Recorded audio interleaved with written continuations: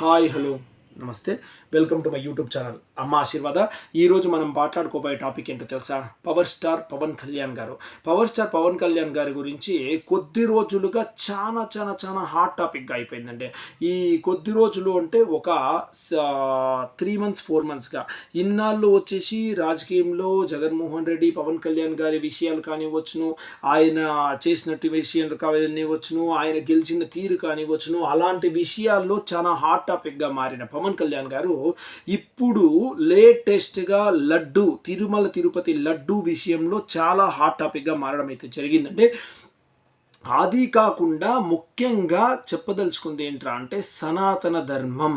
ఈ సనాతన ధర్మంలో పవర్ స్టార్ పవన్ కళ్యాణ్ గారు చాలా హాట్ టాపిక్గా మారిపోయారు. ఇప్పుడు లేటెస్ట్గా ఆయన గురించి మనం మాట్లాడుకోబోయేది ఏంట్రా అంటే పవన్ కళ్యాణ్ని అరెస్ట్ చేస్తారా?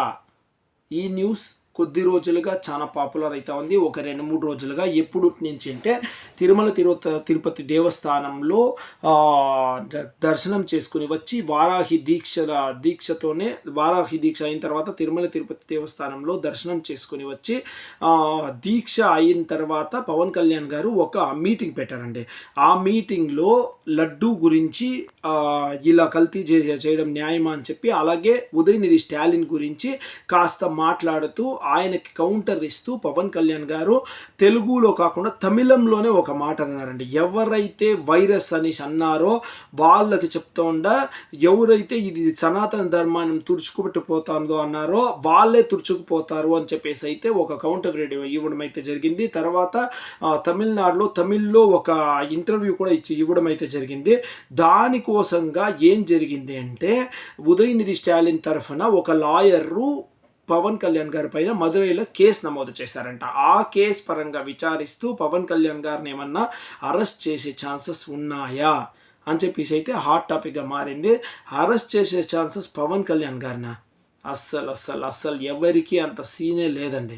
పవన్ కళ్యాణ్ గారిని అరెస్ట్ చేసే కెపాసిటీ అప్పుడు రాజకీయంలో ఆడితేరిండే జగన్మోహన్ రెడ్డి వల్లే కాలేదండి. అన్నన్ని మాట్లాడిన జగన్మోహన్ రెడ్డి కంటే ఆడితేరిండే వాళ్ళు కాలేదు. అప్పుడు ఏమి పవర్ లేకుండా ఉండే మన పవన్ కళ్యాణ్ గారే జగన్మోహన్ రెడ్డిని ఒక గడగడలాడి చేసి ఇప్పుడు ఈ స్టేజ్లో ఉంటారు. అలాంటిది ఇప్పుడు డిప్యూటీ సీఎం అంత హోదా ఉంది, 21 సీట్లకి 21 సీట్ 100% స్ట్రైక్ రేటు. ఇలాంటి వ్యక్తిని కదిలించకనే అవుతుందండి. 100% అలాంటి ఛాన్సే లేదు. ఏమో తమ్నైల్స్లో వేసుకోవచ్చే కానీ అరెస్ట్ చేస్తారా అని చెప్పేసి పవన్ కళ్యాణ్ గారిని టచ్ చేసే దమ్ము కూడా ఎవరికి లేదండి. ఎందుకు అంటే the most powerful politician in India అనేసి చెప్పుకోవచ్చు. ఓన్లీ ఆంధ్రప్రదేశ్ కాదు, the most powerful politician in India అంటే పవర్ స్టార్ పవన్ కళ్యాణ్ గారు.